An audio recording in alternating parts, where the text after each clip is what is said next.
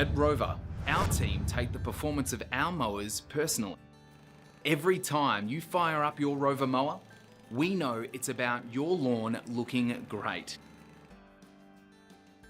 That's why we do everything possible to fine-tune each mower design we test in our workshop.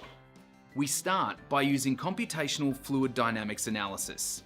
Now, what the hell does that mean? It means we don't leave anything to chance. It lets us access the airflow characteristics of the deck and digitally map out the areas of high and low pressure. Then we take it a step further, setting the mower up and blowing smoke under its deck. The smoke test is our way of visually verifying that every blade of grass sucked into your mower goes exactly where we want it to go.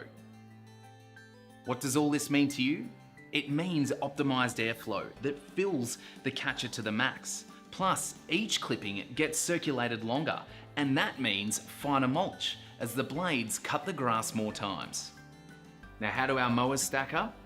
We can go toe-to-toe with any mower, and we reckon you won't get a better, cleaner cut.